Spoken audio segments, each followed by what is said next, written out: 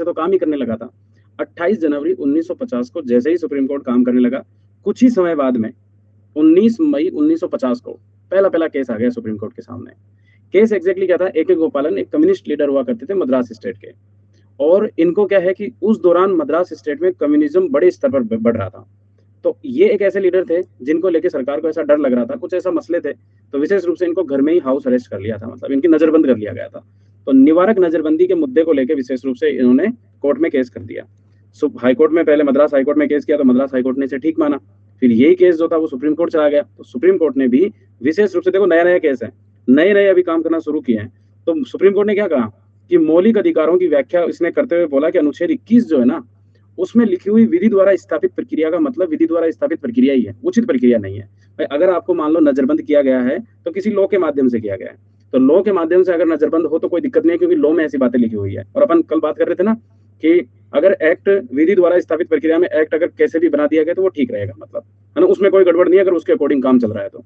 और अगर उसमें ही कुछ गड़बड़ है तो और उसको चेंज किया जा रहा है, मतलब और ये देखा जा रहा है कि नेचुरल जस्टिस क्या है, तो उसको बोलते हैं उचित प्रक्रिया। अभी अपन किस प्रक्रिया का अनुसरण करते हैं, उचित प्रक्रिया का करते हैं, है ना। तो बस अपने को ये ध्यान रखना है कि उचित प्रक्रिया जो है वो आती है, अभी करंट में हमारी लिखी हुई नहीं है, मतलब कल अपन ने इसके बारे में पूरा चर्चा कर लिया था, तो अपन वो पूरी हिस्ट्री क्या ही पढ़े, मतलब ठीक है ना, समझ में आ गया। तो ए.के. गोपालन का मुद्दा 50 का पहला केस है, जुड़ा हुआ है हमारी विधि की स्थापित प्रक्रिया आर्टिकल नंबर 21 से जुड़ा हुआ, ठीक है। और जब अपन आर्टिकल नंबर 21 पढ़ रहे थे तब तुमने ये भी पढ़ा होगा कि हमने ये बात भी डिस्कस की थी कि मेनका गांधी केस और ए.के. गोपालन केस में आर्टिकल नंबर 21 की यात्रा उत्तरी ध्रुव से दक्षिणी ध्रुव की यात्रा कहलाती है, ऐसे बोले थे ना अपन, पता है ये चीज, है ना। तो ए.के. गोपालन केस में देखो सुप्रीम कोर्ट ने कैसा डिसीजन दिया है, मतलब कि ठीक है जो है वो किया है तुम्हारे साथ में तो सही है, मतलब इसमें कोई दिक्कत वाली बात नहीं है। उसके बाद में एक केस आता है 26/5 का, यानी कि इसके जस्ट बाद का, अगर मान लो कभी क्रम से पूछ ले तो सबसे पहले ए.के. गोपालन, फिर उसके बाद में रोमेश थापर केस। रोमेश थापर केस जो है ना, एक्चुअली रोमेश थापर एक पत्रकार हुआ करते थे और साहित्यकार भी थे। इन्होंने एक पत्रिका प्रकाशित करते थे ये क्रॉस रोड्स करके, और कम्युनिस्ट पत्रकार थे, मतलब यानी कि मार्क्सवादी विचारों को विशेष रूप से अपनी पत्रिका में प्रकाशित किया करते थे।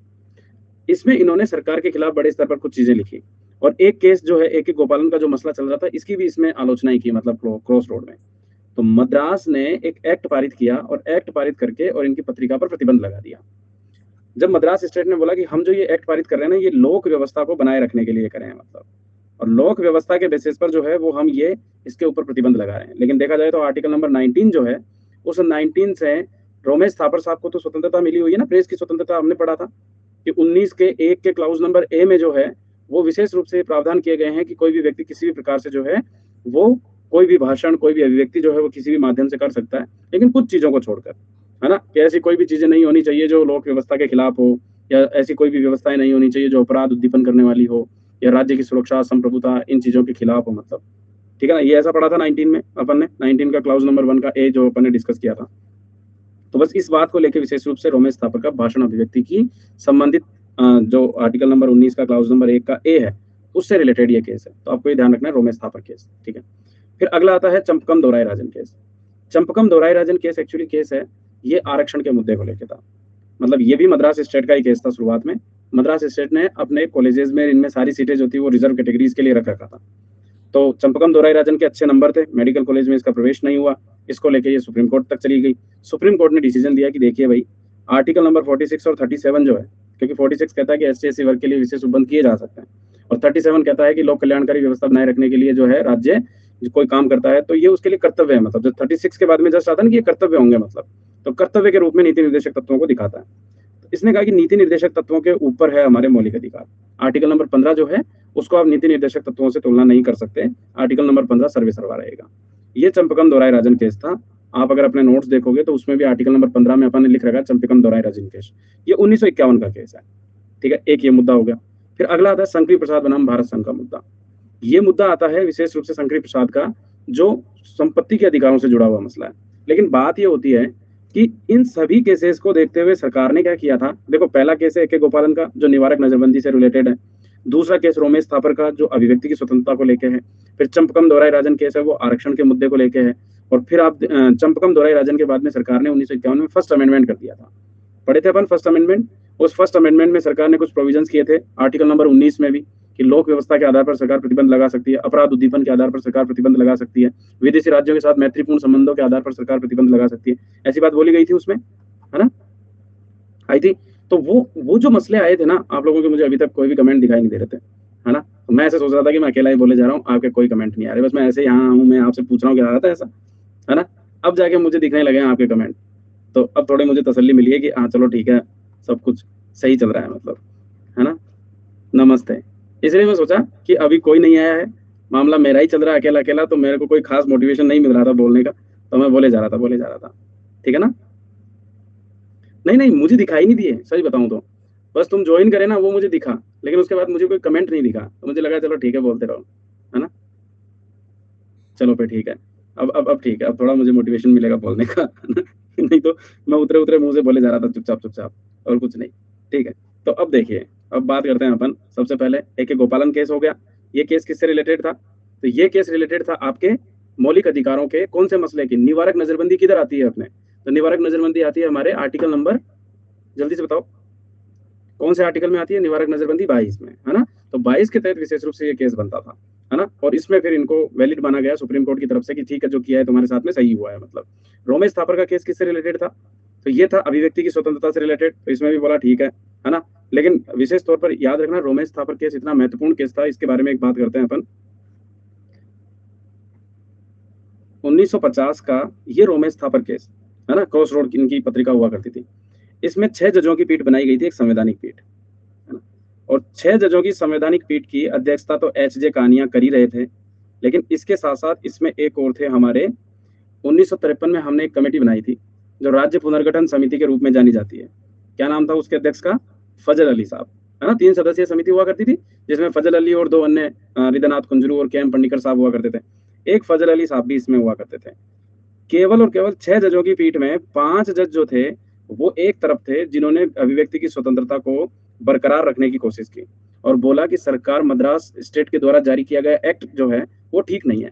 लेकिन फजल अली साहब जो थे वो सरकार के पक्ष में थे। अब देखो, जो भी सरकार के पक्ष में होता है उसके साथ में क्या ही होता है। तो जब फजल अली साहब रिटायर्ड हुए, तो इनको जो है वो गवर्नर का पद दे दिया गया। पहले तो ये गवर्नर बन गए, फिर उसके बाद में उड़ीसा के गवर्नर रहे 52 से 54। और फिर फजल अली साहब जो है, जब गवर्नर के पद की भी पूर्ति हो गई सही से, तो उसके बाद में 1953 में हमने दिसंबर मंथ में एक कमेटी बना दी राज्य पुनर्गठन को लेके। तो फजल अली साहब जो है वो अब राज्य पुनर्गठन समिति के हेड बन गए। और फिर ये पुनर्गठन समिति 1956 तक तो 55 तक तो काम करती रही। फिर 55 में इनका काम खत्म हुआ, तो इन्हें असम का 1956 में फिर से राज्यपाल बना दिया गया। तो 1959 तक ये असम के राज्यपाल बने रहे। फिर 1959 में तो इनकी किस्मत साथ नहीं दी, कैंसर से इनकी डेथ हो गई। लेकिन फिर भी, है ना, सरकार ने पूरी बढ़िया व्यवस्था जो है वो फजल अली साहब के लिए कर दी। मतलब देखो, पहले ही केस में रोमेश थापर केस ऐसे मान लो कि हमारे भारत के दूसरे केसेस में से आता है। मतलब यानी कि AK गोपालन केस के अगेंस्ट में, मतलब फेवर में कुछ लिखते हैं, तो उसके अगेंस्ट में मद्रास सरकार ने कुछ डिसीजन लिया, और उस डिसीजन के लेवल पर जो है वो रमेश थापर केस आ गया। मतलब अब यहाँ जो डिसीजन हुए थे ना, चंपकम दोराई राजन का आरक्षण का केस था, इस बालिका को प्रवेश नहीं दिया जा रहा था, तो इस वजह से ये सुप्रीम कोर्ट तक गई और प्रवेश ले ली। मतलब तो फिर इन सब निर्णयों को पलटने के लिए विशेष रूप से सरकार ने फर्स्ट अमेंडमेंट किया। और अपन पढ़ते हैं कि पहले से ही हमारे कॉन्स्टिट्यूशन में 19 में कुछ प्रतिबंध लगे हुए थे। तो भाषण और अभिव्यक्ति की स्वतंत्रता पर 4 प्रतिबंध पहले से थे, है ना? 4 तो पहले से ही थे, 4 बाद में जोड़े गए थे। तो 3 जो प्रतिबंध थे वो कौन से अमेंडमेंट के जरिए जुड़े थे? फर्स्ट अमेंडमेंट के जरिए जुड़ गए थे।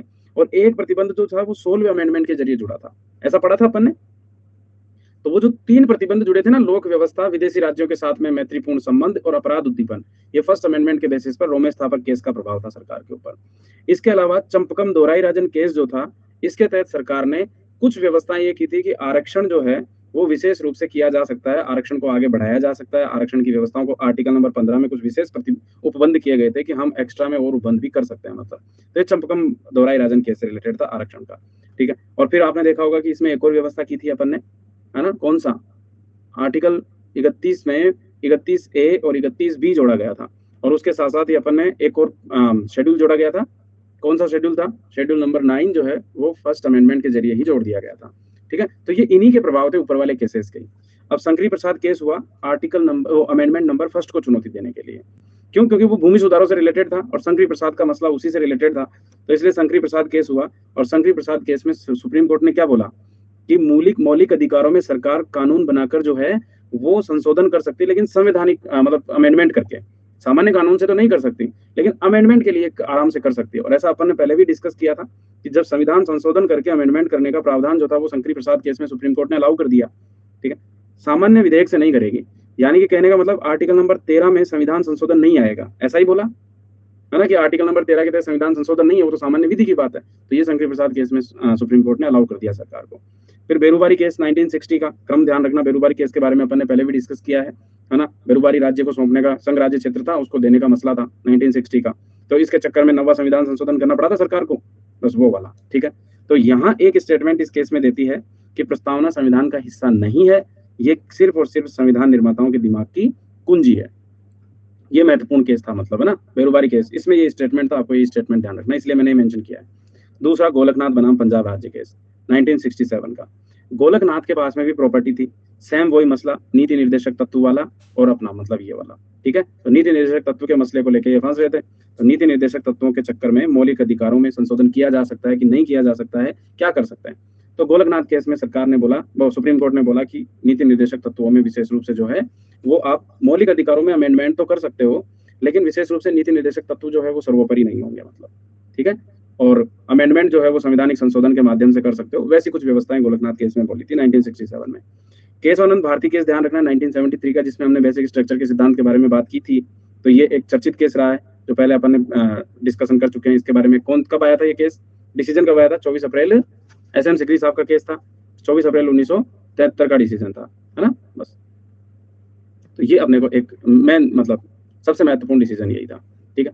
उसके बाद में आता है इंदिरा नेहरू बनाम राजनारायण मामला। आपको पता है 1975 का एक केस था, जिसमें इलाहाबाद हाईकोर्ट ने पहले ही जो है एक डिसीजन दिया था 12 जून को। 12 जून का डिसीजन ये था कि इंदिरा गांधी जो है अब लोकसभा सदस्य नहीं रह सकती, क्योंकि उन्होंने जो मतलब एक तरीके से प्रशासनिक मशीनरी का दुरुपयोग करके चुनाव जीते थे, मतलब। तो 12 जून 1975 को इंदिरा गांधी को उसकी जो सदस्यता थी वो रद्द कर दी गई। ये केस सुप्रीम कोर्ट गया था, इंदिरा गांधी लेके गई थी, अपने ने डिस्कस किया था इस बारे में कि इंदिरा गांधी इसी केस को सुप्रीम कोर्ट में ले जाती है, मतलब वहां से उसको चैलेंज करती है। तो सुप्रीम कोर्ट क्या कहता है, सुप्रीम कोर्ट विशेष रूप से ये बोलता है कि इंदिरा गांधी सदस्य तो बनी रहेगी, लेकिन विशेष रूप से वो अब लोकसभा की कार्यवाहियों में भाग लेने नहीं जाएगी, मतलब, और बाकी फिर हम देख लेंगे और बाकी चीजों को। इसी केस में एक छोटा सा सुप्रीम कोर्ट ने डिसीजन दिया था, एक 39वां संविधान संशोधन अधिनियम आया था, मतलब उस अधिनियम में एक प्रोविजन किया गया था। प्रोविजन ये था कि जो लोकसभा अध्यक्ष होंगे, प्रधानमंत्री होंगे, या विशेष रूप से राष्ट्रपति वगैरह और ये मसले होंगे, तो इनको है ना, प्रधानमंत्री लोकसभा अध्यक्ष से संबंधित मसलों को सुप्रीम कोर्ट नहीं सुनेगा, है ना, बाकी हम हमारे स्तर पर देख लेंगे। सुप्रीम कोर्ट ने 1975 में इस केस की सुनवाई कर ही रहा था, वो पहले से ही चल रही थी, और ये आपातकाल में संशोधन कर ही दिया था 39वां, कि भाई ऐसे ऐसे जो है वो मसले सुप्रीम कोर्ट के हाथ में नहीं जाएंगे, हम हमारे संसदीय स्तर पर कोई कमेटी बना के देख लेंगे, मतलब। सुप्रीम कोर्ट ने बोला कि हमारी स्वतंत्रता है, ये तो हम सुनेंगे चाहे कुछ भी हो जाए फिर। और बाद में फिर हम जानते ही हैं कि 44वें संविधान संशोधन के माध्यम से इस व्यवस्था को खत्म कर दिया गया था। 39 वाले ये चेंज किए गए थे, जो है ना, पढ़े थे अपन 44वें संविधान संशोधन में, कि ये मसला हटा दिया गया था। तो ये इंदिरा नेहरू केस से रिलेटेड मसला है। मेनका गांधी केस, मेनका गांधी केस देखो, उस दौरान मतलब कांग्रेस की अच्छी खासी लीडर भी थी और संजय गांधी की पत्नी है, आपको पता है। 1977 का एक मसला हुआ, इंदिरा गांधी कांग्रेस के भीतर ही रिफॉर्म को लेकर प्रयास कर रही थी, मेनका गांधी। इससे पहले कांग्रेस पर कुछ आक्षेप लगे थे आपातकाल वाले, कि आपातकाल के टाइम पे जो है वो बड़ा मतलब शक्तियों का दुरुपयोग हुआ है, तो ये छवि धूमिल हो गई थी कांग्रेस की। उसमें रिफॉर्म करने को लेके ये मेनका गांधी ने एक पत्रिका निकाली थी, सूर्या, एक किताब लिखा करती थी, है ना, एक मतलब एक साप्ताहिक टाइप में एक पत्रिका आती थी सूर्या करके, जो उसमें मतलब इनकी पार्टी से रिलेटेड क्या रिफॉर्मेटिव काम किए जा सकते हैं उनके बारे में चीजें लिखी थी। इसको लेके थोड़ा सा कांग्रेस पार्टी नाराज थी। फिर ये बाहर जा रही थी, 1977 का बात है, ये बाहर कोई लेक्चर देने जा रही थी किसी यूनिवर्सिटी विशेष रूप में। तो इनका पासपोर्ट जो था ना, उसको सरकार ने जब्त कर लिया, मतलब इंदिरा गांधी की सरकार थी 77 में, मार्च से पहले पहले, तो इनके पासपोर्ट को जब्त कर लिया, इन्हें जाने से मना कर दिया। तो इन्होंने केस कर दिया 1978 में, जो है ये केस सुना गया। सुप्रीम कोर्ट ने कहा कि बाहर जाना विशेष रूप से आर्टिकल नंबर 21 के तहत आता है। मुद्दा ये आया सुप्रीम कोर्ट के पास में कि क्या विधि द्वारा स्थापित प्रक्रिया ही उचित प्रक्रिया है क्या। तो सीधी सी बात है, AK गोपालन केस में क्या बोला था सुप्रीम कोर्ट ने, कि विधि द्वारा स्थापित प्रक्रिया जो है वो उचित प्रक्रिया नहीं है। मतलब विधि द्वारा स्थापित अगर जो बन गया है वो बन गया है, फिर वो उचित नहीं है। अपने वो अमेरिका वाला सिस्टम अलग है ना, ये अपन ने जो व्यवस्था ली है ना पहले से ब्रिटेन से, वो वाली व्यवस्था वैसे की वैसे ही है, तो उसको अपन अमेरिका से तुलना नहीं करेंगे। लेकिन मेनका गांधी केस में क्या बोला यहाँ पर सुप्रीम कोर्ट ने, कि विधि द्वारा स्थापित प्रक्रिया ही उचित प्रक्रिया है, मतलब ठीक है। तो अब अपने जो है वो विधि द्वारा स्थापित प्रक्रिया ही उचित प्रक्रिया हो गई है, मतलब तो यानी कि procedure establish by the law जो है वो अब ड्यू प्रोसेस ऑफ लॉ बन गया है, ठीक है, बस एक तो चीज हमारे काम की ये हो जाती है कि ड्यू प्रोसेस ऑफ लॉ का सिद्धांत कब, तो अपन ने पहले जब डिस्कस किया था तब भी मैंने इसके बारे में बताया था कि मेनका गांधी केस में जो है ये ड्यू प्रोसेस ऑफ लॉ कर दिया जाता है। और फिर अपन AK गोपालन केस से मेनका गांधी केस की यात्रा जो है वो हम उत्तरी ध्रुव से दक्षिणी ध्रुव की यात्रा बताते हैं, और इसमें गरिमापूर्ण जीवन की बात की गई मतलब। और 21 में विदेशी भ्रमण की स्वतंत्रता आती है मतलब। देखो ध्यान से सुनना, नमस्ते, अभी बहुत देर हो गई स्टार्ट हुए, 10-5-15 मिनट तो हो ही गई होगी, ठीक है। अब ध्यान से सुनना कि इंदिरा गांधी क्या AK गोपालन केस में जो बात बोली थी वो यहाँ उलट दी गई है। ऊपर से एक यहाँ पर सुप्रीम कोर्ट क्या कहता है, 19 में हमें कौन सी स्वतंत्रता मिल रही है, 19 में मिलती है 19 के क्लाउज नंबर 1 के डी में देश के भीतर कहीं पर भी निर्बाध रूप से घूमने की।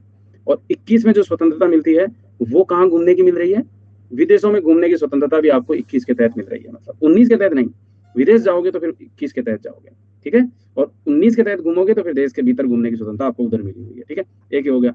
मिनर्वा मिल्स केस आता है, हम इसमें हमेशा बात करते हैं कि इस केस में विशेष रूप से जो है वो सुप्रीम कोर्ट ने डिसीजन दिया था कि नीति निर्देशक तत्व और मूल अधिकार एक दूसरे के पूरक हैं, हम इन्हें अलग नहीं कर सकते हैं मतलब। और यहीं पर हार्मोनियस कंस्ट्रक्शन का सिद्धांत आया था मतलब, यानी कि दोनों जो सिद्धांत है भाग नंबर 3 और भाग नंबर 4 जो है इन दोनों के बीच में बराबरी है, कोई ऊपर नीचे नहीं है मतलब, ठीक है। और ये अनिवार्यता है। तो बस एक चीज अपने को याद रखना है कि 1980 का ये जो केस था वो काफी महत्वपूर्ण रहा नीति निर्देशक और मूल अधिकारों को लेकर, ठीक है। तो बस इनके बीच में संतुलन है, ये याद रखना है। दूसरा, मोहम्मद अहमद खान बनाम साहबानो केस, जब भी बात होती है आर्टिकल नंबर 44 के तहत यूनिफॉर्म सिविल कोड की, तब ये साहबानो केस जरूर आता है चर्चा में, है ना। आपने कई बार सुना होगा साहबानो केस। मोहम्मद अहमद खान जो है इन्होंने तलाक ले लिया इनसे, साहबानों से, और ये गुजारा बत्ते के लिए विशेष रूप से इधर उधर भटकती रही, लेकिन कहीं पर भी इनको जो है वो शरण नहीं मिली। एक तरीके सुप्रीम कोर्ट ने इनके लिए गुजारा भत्ते की व्यवस्था की तो राजीव गांधी ने एक्ट बना के उस चीज को भी पलट दिया मतलब, ठीक है। तो यानी कि महिलाओं के लिए गुजारा भत्ते की व्यवस्थाएं, मतलब मुस्लिम महिलाओं के लिए किसी भी प्रकार के अधिकार जो है वो बंद हो गए तलाक में। तो ये साहबानो केस था। बस आप याद रखना कि निर्वाह योग्य आय से संबंधित जो है ये केस था जिसमें सुप्रीम कोर्ट ने साहबानों के फेवर में डिसीजन दिया था, लेकिन राजीव गांधी सरकार ने उसे बदल दिया था। और इस चक्कर में जो है वो राजीव गांधी साहब की आज भी आलोचना होती है, ठीक है। कई बार आपने मुद्दा उठते हुए देखा होगा अखबारों में कि एक टाइम था जब सरकार ने, है ना, तुष्टीकरण की राजनीति को फॉलो किया, मतलब ऐसा पढ़ते हैं ना अपन, क्योंकि उन्होंने मुस्लिम समुदाय के लिए विशेष रूप से व्यवस्था करने की कोशिश की कि नहीं कोई बात नहीं, हम मुस्लिम समुदाय को, है ना, मतलब वो दुखी नहीं हो, उनके मामलों में इंटरफेयर नहीं हो, इसलिए सुप्रीम कोर्ट का भी डिसीजन पलटने की कोशिश की गई थी। तो ये वो साहबानो केस था, ठीक है। और एक आता है सायरा बानो केस। सायरा बानो केस अभी 2000 अपने इसका 15-16 के आसपास का केस है, ऐसा 17 का भी अपन बात करेंगे। सायरा बानो केस 3 तलाक का केस है, वो ध्यान रखना आपने को। उसमें सुप्रीम कोर्ट ने इसे बिल्कुल ही अवैध घोषित कर दिया है, ठीक है। तो सायरा बानो और शाहबानो दोनों अलग अलग केस है, ये याद रखना है, ठीक है। शाहबानो केस जो है वो 1985 का केस है और ये अभी 2015-16 का केस है अपना सायरा बानो केस, दोनों को ध्यान रखना, ठीक है। एक MC मेहता केस है जिसमें अपने आर्टिकल नंबर 51A(G) से रिलेटेड मसला है, मतलब, ठीक है। टाइम के अकॉर्डिंग जरूरत थी, मतलब मुस्लिम महिलाओं के अधिकार कहाँ हैं, इसी चीज की चर्चा हो रही थी, मतलब कि आर्टिकल नंबर 15 और 16 तो हिंदू महिलाओं के लिए हो गए, फिर तो मतलब मुस्लिम महिलाओं तो धर्म की आड़ में उनके तो कोई अधिकार ही एक्सरसाइज नहीं कर सकती है, वो कभी भी मतलब एंजॉय नहीं कर पाएगी। आर्टिकल 15-16 तो हिंदू महिलाओं के मसले हो गए और दूसरे धर्मों के मसले हो गए, मतलब तो फिर हम कैसे एंजॉय करें उन आर्टिकल्स को। तो इसलिए फिर वो मसला उठा और फिर सायरा बानो केस में जो है वो सुप्रीम कोर्ट ने डिसीजन दे दिया, ठीक है। इंदिरा गांधी, ये आर्टिकल नंबर 51 के A के G से जुड़ा हुआ मसला है, ठीक है। MC मेहता बनाम भारत संघ का केस। एक्चुअली इस केस में कुछ नहीं है, दिल्ली में ओलियम गैस रिसाव का मामला हुआ, कई लोग जो है वो इससे पीड़ित हुए, मतलब इसकी वजह से सुप्रीम कोर्ट ने MC मेहता केस में डिसीजन दिया था कि पर्यावरण का संरक्षण करना विशेष रूप से हमारा एक दायित्व बनता है, मतलब, ठीक है। तो उसको लेके मौलिक कर्तव्यों के भाग के रूप में हमें शिक्षण संस्थानों में प्राकृतिक पर्यावरण संरक्षण और ये पाठ्यक्रम में शामिल करना चाहिए, मतलब। तो मान लो कभी आपसे पूछ ले कि MC मेहता केस पर्यावरण संरक्षण से जुड़ा हुआ है, तो बिल्कुल जुड़ा हुआ है, ठीक है। तो MC मेहता केस 1986 दिल्ली के गैस रिसाव के मसले को लेकर, ठीक है। इससे पहले आपने देखा होगा कि भोपाल गैस ट्रेजेडी हो चुकी थी, मतलब 2-3 दिसंबर 1983 की रात जो है वो भोपाल गैस ट्रेजेडी हुई थी, है ना। तो बस वो ये मसला यहाँ आ जाता है, ठीक है। बस इधर आते हैं इंदिरा साहनी बनाम भारत संघ केस 1992 का, जो अपन पढ़ते हैं आरक्षण के कोटे में 50% सीमा निर्धारित की गई थी, मतलब इसके ऊपर आरक्षण नहीं दिया जाएगा, पदोन्नति में कोई आरक्षण नहीं होगा, इंदिरा साहनी केस में बोला गया। बाद में सरकार ने 77वां संविधान संशोधन करके 16(4) में भी एक क्लाउज जोड़ा गया और बोला गया कि अगर सीमा जो है वो प्रॉपर नहीं है, मतलब पदोन्नति के आरक्षण के मामले में, कि अगर प्रॉपर जो है वो प्रतिनिधित्व नहीं है तो फिर पदोन्नति में आरक्षण दिया जा सकता है। वो 77वां संविधान संशोधन इंदिरा गांधी केस के बाद में आता है, ठीक है। और ये आरक्षण की सीमा तय होती है 50% की, मतलब तो इंदिरा साहनी केस आपको याद रखना है, ठीक है। एक होता है कोई तो होलहन बनाम जाचिल्लू केस। ये अपन स्वतंत्र और निष्पक्ष चुनाव की बात करते हैं इसमें। एक्चुअली कोई तो होलहन बनाम जाचिल्लू केस 10th शेड्यूल से जुड़ा हुआ मसला है, ठीक है।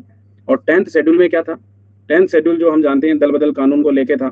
दल बदल कानून में एक मुद्दा आया कि भाई एग्जैक्टली मतलब कौन दल बदल के इश्यूज को लेके, तो वहां पर सरकार ने बोला, मतलब इसने सुप्रीम कोर्ट ने बोला कि स्वतंत्र और निष्पक्ष चुनाव जो है वो करवाना सरकार का दायित्व है, और इसको लेके जो है वो किसी भी तरीके से मतलब कोई भी चुनाव लड़ता है या कोई भी मसले होते हैं तो उसको सुप्रीम कोर्ट सुनेगा। मतलब तो कोई तो होलन बनाम जाचिल्लू। वैसे आप है ना ये वाले मुद्दे के बजाय इसको 10th शेड्यूल से याद रखना, ठीक है ना। 10th शेड्यूल से जुड़ा हुआ मसला महत्वपूर्ण है, ये मैं आप लिखना भूल गया, तो आप ध्यान रखना इसको, ठीक है ना। कोई तो होलन बनाम जाचिल्लू। एक IR कोहिलो केस 2007 का है, ठीक है। 2007 के IR कोहिलो केस वो किससे रिलेटेड है? 9वीं शेड्यूल से।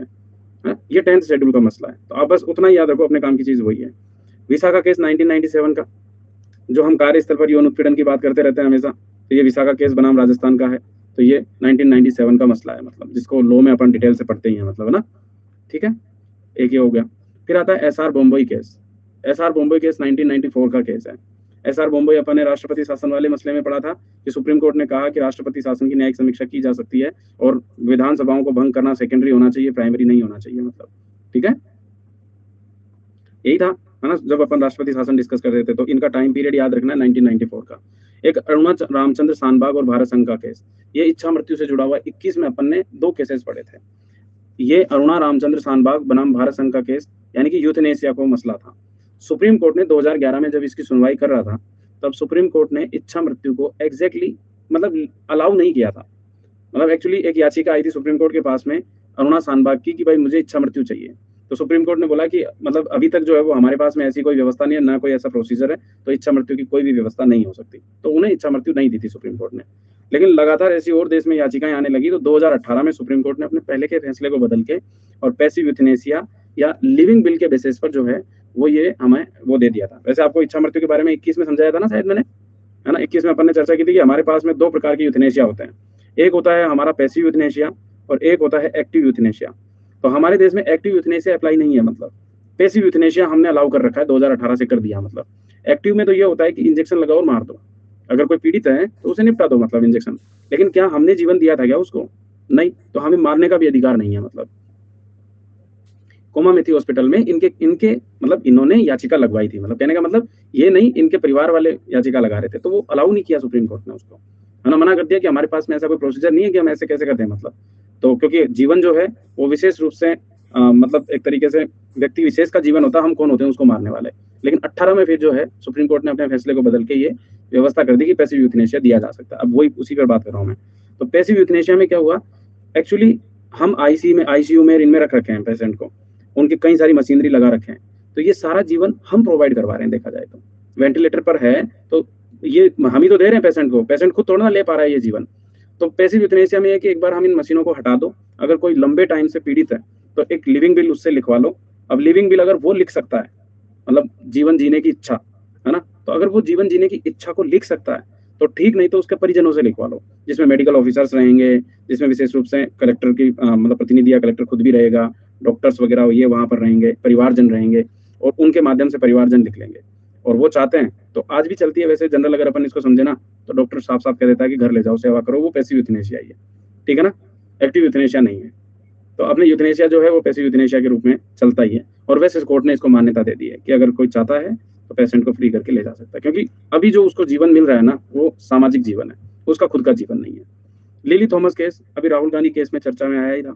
इसमें हम देखे थे कि हमारे जन प्रतिनिधित्व अधिनियम 1951 की धारा जो है वो 8, 1, 2, 3 और 4, ये 4 धाराएं हैं जो हमने पहले भी डिस्कस किया है इसको लेके। 1 और 2 में तो एक्ट से रिलेटेड अपराधों के बारे में लिखा हुआ है, एक्ट में जिन जिन को अपराध घोषित कर रखा है उनकी बातें हैं।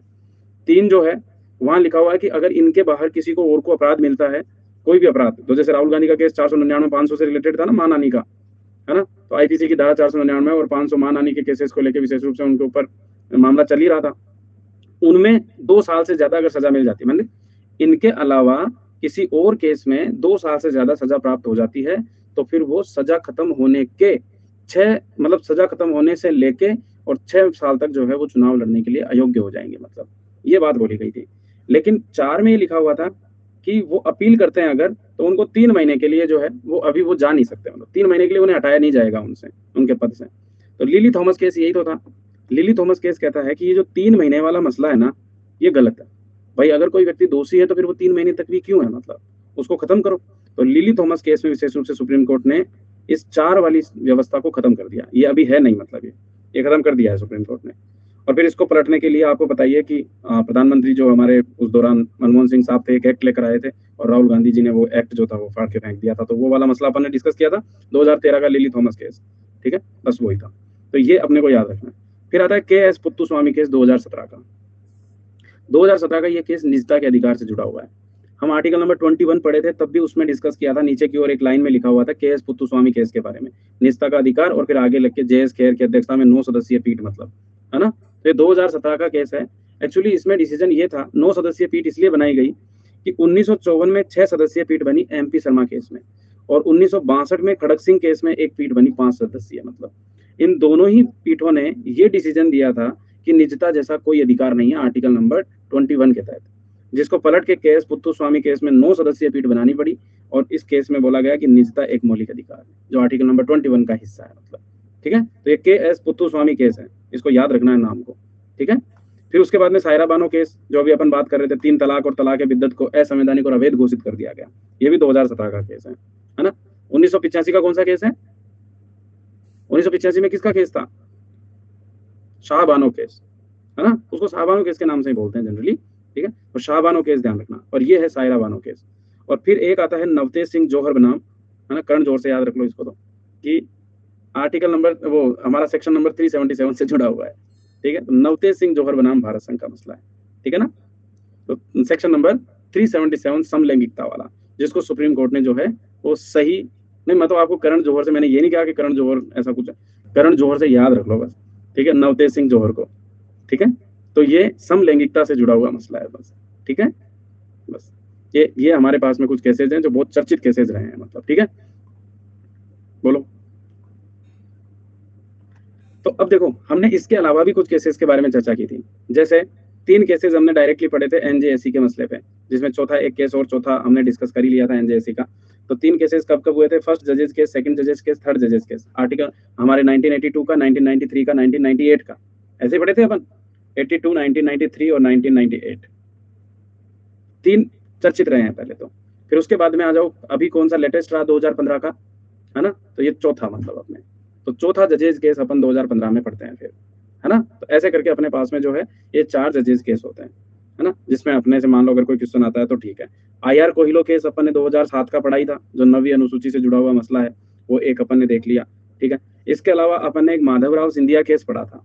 माधवराव सिंधिया 1970 के आसपास का एक केस था, पढ़े थे माधवराव सिंधिया, जिसमें प्रीवी पर्स वाले मसले को लेकर सरकार ने जो है वो कर दिया था सारी व्यवस्था। अब कुछ केसेस जो है ना, वो हम आर्टिकल नंबर 19 पढ़ रहे थे, तब मैंने आपको बताया था कुछ केसेस यहाँ से चर्चित है। जैसे Bijoy Emmanuel versus state of Kerala case 1985 का, है ना। ये उसमें भी अपन ने डिस्कस किया था। एक union of India versus Naveen Jindal case, एक बेनेट कोलेमन वर्सेस जो यूनियन ऑफ इंडिया केस, और एक state of Uttar Pradesh versus Rajnarayan case, वही इंदिरा नेहरू केस पर सूचना के मामले तक पहुंच बनाने के लिए राजनारायण ने वैसा ही एक केस और कर रखा था, और एक मेनका गांधी केस। तो अब सुनना, बिजोय इमेनुअल एक बच्चों का केस है। केरल में बच्चे जो है वो प्रार्थना सभा में खड़े हो जाते थे लेकिन बोलते नहीं थे जनगण मन। तो इसको लेके मुख्य अतिथि ने उनको देख लिया, मुख्य अतिथि ने देखा तो वो प्रिंसिपल से शिकायत करता है, प्रिंसिपल ने उनको बेदखल कर दिया क्लास से। उसके बाद बच्चों के फेवर में जो है वो कम्युनिटी ने केस किया। कम्युनिटी ने जब केरल हाईकोर्ट में केस किया तो केरल हाईकोर्ट ने ठीक माना इसे। तो फिर वो सुप्रीम कोर्ट तक गए। सुप्रीम कोर्ट ने ऑस्ट्रेलिया का एक जजमेंट को देखा कि भाई बाइबल वो जो जिस चीज को फॉलो कर रहे हैं ना, उस चीज में विशेष रूप से बाइबल के भी किसी पर्टिकुलर वर्जन में ये बात लिखी हुई है कि इस पर्टिकुलर ग्रुप के लोग इसके आगे ही जो है वो नतमस्तक होंगे। तो वो बाइबल के आगे ही नतमस्तक होते हैं और किसी चीज के आगे नहीं होते, मतलब। तो ठीक है, तो सुप्रीम कोर्ट ने कहा कि धर्म की स्वतंत्रता जो है वो इन स्वतंत्रताओं से थोड़ी ऊपर है, मतलब एक तरीके से, यानी कि सुप्रीम कोर्ट ने थोड़ा अपर कर दिया धर्म की स्वतंत्रता को। भाई अगर वो नतमस्तक इसके आगे हो रहे हैं तो कोई बात नहीं, मतलब, है ना। कम से कम वो खड़े हो रहे हैं, इज्जत कर रहे हैं, उसको एक तरीके से अपमान तो नहीं कर रहे हैं ना जनगण मन का, और वो नतमस्तक नहीं हो रहे तो नहीं हो रहे हैं, उनकी मर्जी, मतलब ठीक है। ये नहीं होना भी अभिव्यक्ति है, ठीक है। तो ये विजय इमेनुअल केस था स्टेट ऑफ केरला का, है ना। इसमें कोई दिक्कत नहीं। दूसरा नवीन जिंदल केस था, झंडे फहराने को लेके। उन्होंने बोला, नवीन जिंदल साहब तिरंगा लगाना चाहते थे और सरकार मतलब इनको रोक दिया गया। तो ये सरकार ने केस मतलब इन्होंने केस कर दिया। सरकार ने साफ सुप्रीम कोर्ट ने बोल दिया कि नहीं ऐसा कुछ नहीं है, तिरंगे लगा सकते हैं लेकिन प्रॉपर मैनर में होना चाहिए। जिस व्यवस्था के साथ में ध्वज संहिता 2002 का पालन करना चाहिए इनको, उसके बेसिस पर ये हो गया। तो राष्ट्रीय ध्वज फहराना हमारा एक अधिकार बन गया, अभिव्यक्ति में आता है, ठीक है। बेनेट कोलेमन, ये वही अखबार है, टाइम्स ऑफ इंडिया वाला कंपनी है, बेनेट कोलेमन कंपनी ही टाइम्स ऑफ इंडिया निकालती है। तो टाइम्स ऑफ इंडिया में खबरें प्रकाशित होती थी, उसको लेकर सरकार ने प्रतिबंध लगाया 1972 में। तो प्रेस की स्वतंत्रता प्रतिबंध के इशू को लेकर बेनेट कोलेमन केस है, जो आर्टिकल नंबर 19 के तहत आता है। मतलब ये राजनारायण का सूचना पर अधिकार का पहुंच का एक केस है, और ये बोलने और अभिव्यक्ति की स्वतंत्रता की कोई भौगोलिक सीमा नहीं है। ये मेनका गांधी केस है, ठीक है। बस ये हो गया, अपने ये याद रखना है, ठीक है। क्यों? क्योंकि अभी अपन बात कर रहे थे मेनका गांधी में, मेनका गांधी बाहर भाषण देना चाहती थी, उनके पासपोर्ट पर प्रतिबंध लगा दिया, तो सुप्रीम कोर्ट ने बोला कि ऐसे बोलने और अभिव्यक्ति की कोई भौगोलिक सीमा थोड़ा हो सकती है, कहीं पर भी जाके बोल सकते हैं। हालांकि घूमने फिरने के लिए 21, लेकिन बोलने और अभिव्यक्ति के लिए कोई सीमा नहीं है, कोई कहीं पर भी बोल सकता है। मतलब ये एक हो गया अपने लिए, बस एक हो गया, ठीक है। तो ये कुछ केसेस है, एक बार रिवीजन करते हैं फटाफट से। सबसे पहला, अपने भारत का सबसे पहला केस कौन सा होता है? मतलब सुप्रीम कोर्ट के गठन के जस्ट बाद ए के गोपालन केस किससे जुड़ा हुआ केस है? 1950 का केस है, ठीक है। सबसे इंपॉर्टेंट केसेस की बात करें अपन, केसेस तो बहुत हैं, है ना, लेकिन अपन कुछ महत्वपूर्ण केस जो अपने एग्जाम से पूछे जा सकते हैं। 1950 का केस, इसके जस्ट बाद ए के गोपालन के ही मतलब विचारधाराओं से प्रभावित व्यक्ति कौन थे? और तो एक मार्क्सिस्ट व्यक्ति थे, रोमेश थापर, ठीक है। रोमिला थापर को तो जानते होंगे, महान हिस्टोरियन रोमिला थापर। रोमिला थापर के भाई हैं ये रोमेश थापर, ठीक है ना। बस वही रोमिला रोमेश, नहीं सच में ही है, मैं ऐसे नहीं है कि रोमिला से रोमेश को कोरिलेट कर रहा हूँ, सच में ही भाई है ना। तो ये भी कब का केस है? 1950 का, ठीक है। तो 1950 का इसके जस्ट बाद का केस है ये भी, है ना। लेकिन क्रम में याद रखना, ए के गोपालन पहले, रोमेश थापर बाद में केस है, मतलब, ठीक है। फिर इनके बाद में एक केस आता है अपने पास में, कौन सा? चंपकम दोराई राजन का, 1951 का। तो 1951 के ही दो केस है, शंकरी प्रसाद केस और चंपकम दोराई राजन। चंपकम दोराई राजन केस पहले है, शंकरी प्रसाद केस बाद में है, मतलब, ठीक है। तो चंपकम दोराई राजन और शंकरी प्रसाद, ठीक है। 1960 में अपन ने कौन सा केस देखा था? 1960 का फटाफट से बताओ। बेरुबारी केस, है ना, चर्चित केस है ना। 1967 का कौन सा केस है? सज्जन सिंह केस, ठीक है, वो हमने डिस्कस किया था। फिर 1973 का कौन सा केस है? केशवानंद भारती केस, 1973 का। इनसे पहले अपन ने एक दो केसेस और देखे थे, एक माधवराव सिंधिया केस, है ना, और एक हमने जनरल जो ये एक, बस यही था, माधवराव सिंधिया केस ही पढ़ा था शायद। एक केस और देखा था बीच में आया था, वो मुझे याद नहीं आ रहा उसका क्या बोलते हैं, जो बैंकों का राष्ट्रीयकरण किया गया था ना, तो उस मसले को लेकर विशेष रूप से एक केस उठा था। मतलब उसका नाम देखो कोरिलेट नहीं हो रहा, अभी दिमाग में आ रहा नहीं है, लेकिन वो केस था, मतलब, है ना। तो वो भी माधवराव सिंधिया केस के साथ साथ ही बैंकों के राष्ट्रीयकरण के केस को लेकर भी, तो वो इसी से टाइम से जुड़ा हुआ केस है, ठीक है। तो ये 73 में हो गए। अभी मैं बताता हूँ उसके बारे में भी, अपन इसमें स्लाइड में आ जाएगा अभी, ठीक है। उसके बाद में अपन देखते हैं कि फिर 75 का कौन सा केस आता है? इंदिरा गांधी का case, Rajnarayan versus Indira Gandhi case, मतलब, है ना, जो सुप्रीम कोर्ट सुन रहा होता है। और 75 में ही जो है वो उत्तर प्रदेश बनाम जो राजनारायण केस, सूचना तक पहुंच बनाने का केस, मतलब, तो ये दोनों 75 के केस हैं। फिर अपन देखते हैं 1978 का केस, ये किसका केस है? मेनका गांधी केस। और फिर 1980 का केस अपन पढ़ते हैं, तो ये कौन सा है? ये आ गया मिनर्वा मिल्स केस, ठीक है। फिर 1985 का केस है, ठीक है, ये चर्चित केस रहा एक 1985 का। अभी कौन सा केस था? कौन सा अभी पढ़े थे ना, शाहबानो केस, 1985 का। और एक कौन सा था अभी? ये 19 से जुड़ा हुआ मसला था, स्वतंत्रता, भाषण अभिव्यक्ति की स्वतंत्रता। तो भाषण और अभिव्यक्ति की स्वतंत्रता से संबंधित मसला था हमारा बिजोय इमैनुअल केस, ठीक है। 1985 का तो है बिजोय इमैनुअल, है ना, इमैनुअल केस। तो ये दो केस हो गए। फिर 1992 का एक केस था अपने अनुसूची नंबर 10 से जुड़ा हुआ, कौन सा केस है? कोई तो होलन बनाम जाचिल्लू केस। तो ये अनुसूची 10 का मसला है, ठीक है। 1994 का कौन सा केस है? 1994 का SR बॉम्बोई केस, ये किससे जुड़ा हुआ है? आर्टिकल नंबर 356 के मसले को लेकर जुड़ा हुआ केस है, ठीक है। बस इतना याद रखना अपने से। जो रिसेंट पहले जो क्वेश्चंस आए हैं ना 2016, 2018 या 13 में, तो ये क्या है, सीक्वेंस में सेट करने के क्वेश्चन या मिलान करने वाले क्वेश्चंस हैं। इनका टाइम से मतलब नहीं, लेकिन मिलान करना ज्यादा इंपॉर्टेंट है। दूसरा एक ये है कि कुछ केसेस में सीक्वेंस को उथल पुथल कर सकते हैं। जैसे पिछली 2018 में जो क्वेश्चन आया था, उसमें गोलकनाथ केस और अपने कुछ केसेस में सीक्वेंस की दिया था, मतलब, लेकिन उनमें टाइम नहीं था, पर वो दूर दूर थे। जैसे मिनर्वा मिल्स केस और मेनका गांधी केस आया था, तो दोनों दूर दूर है। लेकिन कई बार क्या होता है कि सीक्वेंस ऐसी आ जाए कि AK गोपालन और रोमेश थापर की सीक्वेंस पूछ ले, तो फिर फंस जाएंगे अपन, है ना। कई लोग कंफ्यूज हो जाएंगे, दोनों ही 50 के हैं। ऐसे शंकरी प्रसाद और चंपकम दोराई राजन केस पूछ ले, तो फिर दोनों 51 के हैं, तो फिर वहां फंस सकते हैं अपन। नहीं, डेट याद मत करो, डेट याद करने की जरूरत नहीं है। इनका जो टाइम है ना, उस चीज को, डेट तो जैसे शुरुआत वाले की तो मैंने फिर भी डेट मेंशन की है, ये वाली तो कि यहाँ तो मैंने डेट इसलिए कि ये बताने के लिए कि कौन सा फर्स्ट है कौन सा सेकंड है। एक 19 का, एक 26 मई का है मतलब, ठीक है। और इसमें भी मैंने 51 के हैं, तो एक तो है अप्रैल का और एक अक्टूबर का। मतलब इनमें तो फिर भी अपने को थोड़ा ध्यान रखना है कि हाँ ये क्रम है मतलब। लेकिन इसके बाद फिर अपने को साल वाला याद रखना ओनली है कि ये कब कब का है ना, कि बेरुबारी ये इसका ये इसका ये ऐसे, ठीक है। बाकी ऐसा कुछ डेट पे मत जाना कुछ भी, ठीक है ना। ये सारे केसेस अपन ने देखे अभी, है ना। और केएस पुत्तुस्वामी केस किससे रिलेटेड है? तो केएस पुत्तुस्वामी केस जो है वो हमारे, है ना, निजता के अधिकार से जुड़ा हुआ मसला है। और नवतेज सिंह जौहर केस किससे रिलेटेड जुड़ा हुआ है? तो सेक्शन नंबर 377 से जुड़ा हुआ है। और लेकिन सेक्शन नंबर 377 से जुड़ा हुआ केस सुप्रीम कोर्ट में कहाँ, वो अपने कॉन्स्टिट्यूशन में कहाँ कोरिलेट कर रहा है? तो कॉन्स्टिट्यूशन में एग्जैक्टली ये अभिव्यक्ति से कोरिलेट करता है, निजता से कोरिलेट करता है। देखिए, अभिव्यक्ति तो यह है कि किसी भी व्यक्ति को अपने आप को अभिव्यक्त करने की स्वतंत्रता है, पहली चीज तो, है ना।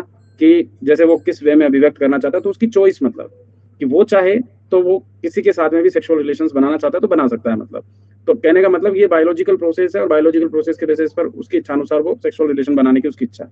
लेकिन देखो, अवैध का मतलब ये नहीं है केवल और केवल मानव मानव के बीच के, है ना। पशुओं के साथ आज भी 73-77 लगा हुआ है, मतलब वो खत्म नहीं हो सकता उसमें, मतलब अवैध वो तो रहेगा ही रहेगा। एलजीबीटीक्यू कम्युनिटी है ना, उसको प्रोटेक्ट किया है। मतलब दूसरी चीज अगर अपन बात करें तो 21 में ये निजता है, और एक्चुअली उसे अपनी निजता के अनुसार कौन उसके कहाँ जा रहा है, वो उसको क्या कर रहा है, रूम में जाके उसको क्या मतलब है किसी को कि वो वहाँ क्या है क्या नहीं है, मतलब तो इसको कोई जबरदस्ती जो है वो छेड़ नहीं सकता। तो इन चीजों को विशेष रूप से सुप्रीम कोर्ट ने अलाउ किया है कि भाई हाँ ये ठीक है, कोई दिक्कत नहीं है, ठीक है। तो ये हमारे 2018 में जो है, मतलब इसमें 2017 में नवतेज जौहर केस में सुप्रीम कोर्ट ने इस चीज को अलाउ किया, ठीक है। तो अपन ये देख ही लिया 2018 में, ठीक, ये हो गया अपना। फिर अपन प्रस्तावना से रिलेटेड 2 केस डिस्कस किए थे, एक बेरुबारी और केशवानंद भारती केस, जो प्रस्तावना से जुड़े हुए मसले, मान लो क्वेश्चन आ जाए तो याद रखना है। बेरुबारी केस में तो बोला मस्तिष्क कुंजी है, और केशवानंद में बोला कि ये शक्तियों का स्रोत नहीं है, प्रतिबंधों की बात को छेड़ नहीं सकता। केशवानंद में बोला कि ये शक्तियों का स्रोत नहीं है ना, लेकिन प्रस्तावना संविधान का एक अंग है। मतलब तो प्रस्तावना वर्तमान में संविधान का अंग है, इसमें अमेंडमेंट किया जा सकता है, और किया है अपन ने 42वें संविधान संशोधन के जरिए। तो ये केशवानंद भारती केस बोलता है। ये हमने 19 से जुड़े हुए मसले देख लिए कि 19 से जुड़ा हुआ कौन कौन सा अपना मेन मुद्दा था। 19 में कुछ प्रतिबंधों की बातें थी, तो हमने देखा कि 19 में 4 प्रतिबंध पहले से थे, और ये 3 प्रतिबंध जो थे ये अपने बाद में, मतलब फर्स्ट अमेंडमेंट के जरिए ऐड किए थे उन 2 केसेस के चक्कर में, मतलब। और एक ये 16वें संविधान संशोधन के जरिए हमने किया ही था।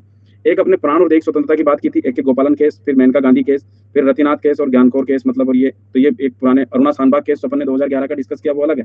ये रतिनाथ केस है और एक ज्ञानकौर केस है। इनमें भी सुप्रीम कोर्ट ने अलाउ नहीं किया था, मतलब। लेकिन 2018 में जाके विशेष रूप से सुप्रीम कोर्ट ने अलाउ कर दिया फिर, ठीक है, कि भाई हाँ पैसिव यूथनेसिया जो है वो हमारे देश में रहेगा, मतलब, ठीक है। तो रतिनाथ, ज्ञानकौर, अरुणा शानबाग, ये सारे केसेस जो है वो इच्छा मृत्यु से जुड़े हुए केसेस हैं, ठीक है। फिर 2017 का केस पुत्तुस्वामी केस, 9 जजों की पीठ, जेएस खैर, ये अपन ने डिस्कस किया, ठीक है।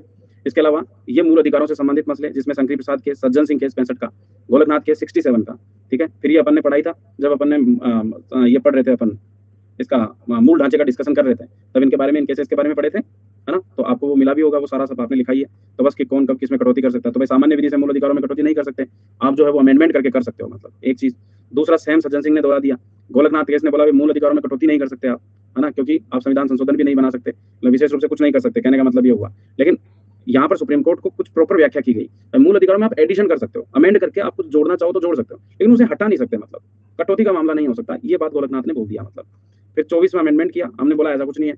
13(4) और 368 में हमने सारी व्यवस्थाएं कर दी, मतलब पूरी, इधर से उसको मतलब नहीं, इसको उससे मतलब नहीं, पढ़े थे अपन कि 4 में तो ये मेंशन कर दिया कि ये संविधान संशोधन पर विधि अप्लाई नहीं होगी, उधर ये कह दिया कि विधि की परिभाषा में शामिल नहीं होगा, मतलब तो वैसा एक दूसरे के विपरीत व्यवस्था कर दी। 25 में 31C जोड़ा, और 31C जोड़कर विशेष रूप से हमने 14, 19 और 31 पर 39A और 39B और C को जो है वो प्रायोरिटी दे दी। और साथ ही ये और मेंशन कर दिया कि जो मौलिक अधिकार से ये जो रहेगा, हम जो अमेंडमेंट कर रहे हैं, मतलब ये 31 में, 31B और A में तहत, तो न्यायालय में इनको चुनौती नहीं दी जा सकती। तो सुप्रीम कोर्ट ने बोला कि भाई देखो, न्यायालय में चुनौती वाला मसला ठीक नहीं है ना, ये तो हमारी स्वतंत्रता है, ये तो हम कर सकते हैं, मतलब, और ये तो मूल ढांचे का हिस्सा रहेगा चाहे कुछ भी हो जाए, ठीक है। ये सब ठीक नहीं है, बाकी जो चीजें हैं वो आपका ठीक है, मतलब 39B और C जो है, अगर आप 14, 19 और 31 पर प्रायोरिटी दे रहे हो तो दे लो, उसको कोई इशू नहीं है, ठीक है। फिर केशवानंद भारती आया, मूल ढांचा आ ही गया था, है ना। 42 संविधान संशोधन में वही मूल अधिकारों पर नीति निर्देशक तत्वों को वरीयता दे दी गई, और मिनर्वा मिल्स में दोनों में हार्मोनियस कंस्ट्रक्शन का सिद्धांत लाया गया कि भाई दोनों ठीक है, दोनों एक दूसरे के साथ में जुड़े हुए हैं और इनमें पूरकता है, मतलब तो यह एक दूसरे के पूरक है, मतलब ठीक है, ये याद रखना। तो ये हमारा जो है कुछ केसेस हमने डिस्कस किए। यहाँ से कुछ कुछ क्वेश्चन बन सकते हैं, एक बेसिक से। एक क्वेश्चन यहाँ से आ सकता है, अस्थायी संक्रमणशील और विशेष उपबंध। कई बार मुद्दा उठता है जब भी जम्मू कश्मीर का इशू आता है, तो ये उठ जाता है अभी एक व्यक्ति ने जो है वो सुप्रीम कोर्ट में याचिका सुनवाई हो रही थी जम्मू कश्मीर की, तो नॉर्थ ईस्ट का कोई लीडर था, मुझे एग्जैक्टली याद नहीं आ रहा उसका नाम।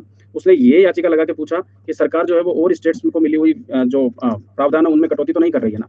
तो फिर सुप्रीम कोर्ट ने रोककर पूछा फिर सरकार से कि भाई ऐसा है क्या, तो फिर सरकार ने मना किया कि नहीं नहीं, हम ऐसा कुछ भी नहीं कर रहे हैं। तो ये कौन से मसले हैं, है ना, इनको एक बार देख लेते हैं। देखो 371 में, पहले नहीं पढ़ा ना अपन ने ये, है ना, एक बार बता देना, पहले थोड़ा देखे हो ये चीज, नहीं पढ़े ना, हाँ ठीक है। फिर तो 371 में जो है वो क्या क्या लिखा हुआ है सुन लो एक बार। टोटल जो है वो 11 है, 371 से लेके 371 A B C D E F G H I J तक। आपको पता है कि बॉम्बे प्रांत का विघटन करके हमने महाराष्ट्र और गुजरात दो नए स्टेट्स बनाए। एक्चुअली अपना 15वां स्टेट गुजरात ही बना था, ऐसा ही हुआ था।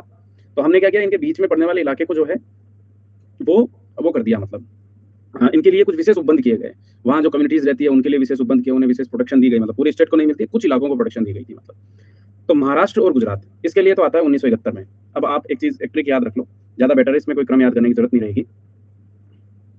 नाम आसमा जी के, ठीक है, ये एक ट्रिक याद रखो पहले तो, कि नाम क्या है अगर पूछा जाए तो बता देना आसमा जी के, ठीक है। इतना सा एक चीज याद रखो, नाम आसमा जी के, आसमा नाम है बस और कुछ नहीं है, ठीक है, इतना तो एक याद रख लो, ठीक है।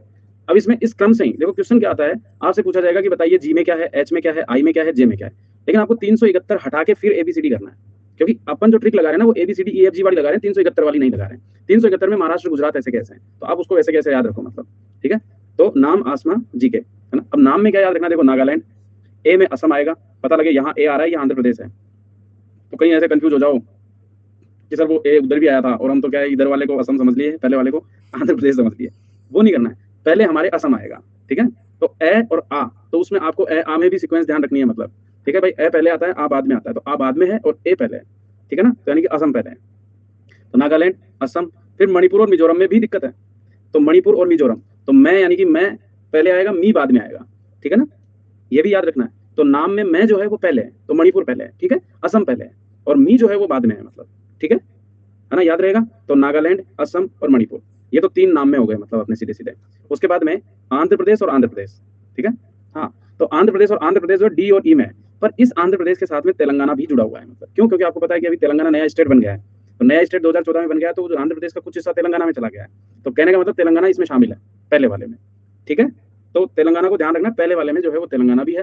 और जब अपन यहाँ बात करेंगे ई में, तो यहाँ आंध्र प्रदेश में एक्चुअली एक विश्वविद्यालय स्थापना को लेकर ये विशेष प्रोविजन किया गया था यहाँ पर, तो आंध्र प्रदेश 2 में आता है ना, आंध्र प्रदेश और तेलंगाना और आंध्र प्रदेश विश्वविद्यालय वाला मतलब, ठीक है। तो ये 2 डबल ए अपन ने इसलिए लिखा है कि आ। फिर उसके बाद में आ गया सिक्किम, फिर आ गया मिजोरम, फिर आ गया अरुणाचल प्रदेश, ए अरुणाचल लास्ट में मतलब, फिर जी गोवा और के कर्नाटक, ठीक है। तो ये एक क्रम रहेगा अपना, तो अपने से क्रम से पूछा जाएगा, मिलान करवाया जाएगा, तो अपन इसको लेके रेडी रहे मतलब, ठीक।